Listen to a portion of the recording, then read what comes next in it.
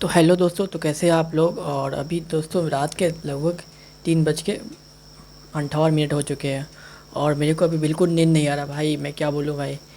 मैं जब से मैंने अपना ओमार देखा है, इंडिया ने ओमार सीट रिलीज़ कर दिया है, देखने के बाद मेरे को नींद बिल्कुल नहीं आ रहा। मेरा कुछ भी करने का मन नहीं कर रहा, पढ़ने का भी मन नहीं कर रहा भाई। क्या बताऊँ मैं दोस्तों, मैं ओमार में जितना सोचा था उससे कई ज़्यादा मेरे से सिली मिस्टेक हो गया है। ओमार में भी इतना जल्दी जल्दी में सिली मिस्टेक कर दिया। मैं क्या बोलूँ, मैंने कैसे कर दिया ये।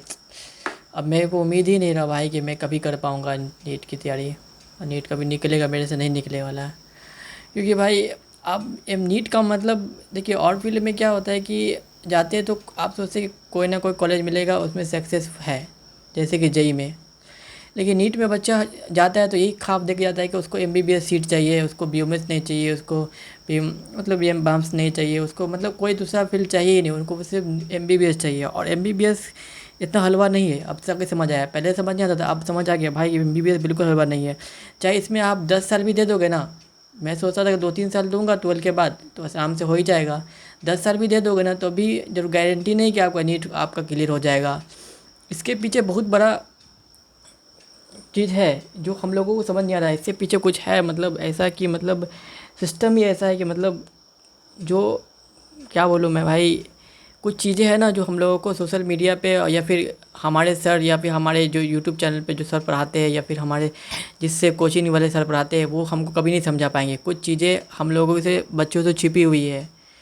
कुछ बातें जैसे कि समझ सकते हैं पेपर लीक वगैरह किस तरह से पेपर, और जैसे कि किस तरह का पेपर अचानक क्वेश्चन आ जाना, ये सब सब चीज़ें हम लोग से छिपी हुई है। कोई हम लोग को रियलिटी नहीं बताने वाला है, क्योंकि ये सब सबका इनसे क्या होता है, सबका इससे फ़ायदा है। इसलिए कोई हम लोग को रियलिटी नहीं बताने वाला है। रियलिटी कुछ नहीं, कोई चीज़ें हम लोग को जैसे कि कुछ चीज़ें हम लोगों के इस दायरे से बाहर है भाई। आप अगर इसमें अगर आप 2-3 साल गुजारिएगा तो आपको समझ आएगा कि नीट कैसा है, इसमें कितना परेशानी होता है भाई।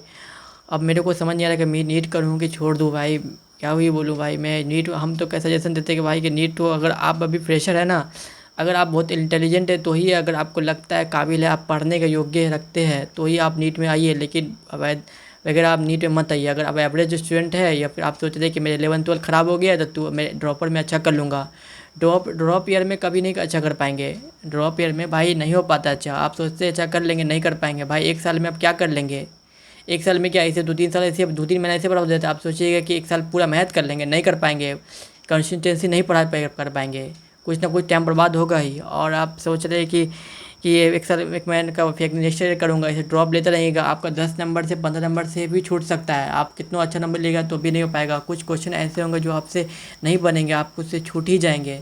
तो दोस्तों आप सोच समझ के नीट में, मेरा तो भाई हालत ख़राब बना हुआ भाई। मैं क्या करूँ, मैं नहीं करूँ, मुझे कुछ समझ नहीं आ रहा भाई। मैं मेरे को ग्रेजुएशन में एडमिशन ले लिया हूँ और मैं फिर ग्रेजुएशन ही करूँगा बाद में जाकर। मैं छोड़ दूँगा नीट, नीट मेरे से नहीं हुआ तो भाई। दोस्तों ठीक है, thank you very much video देखने के लिए।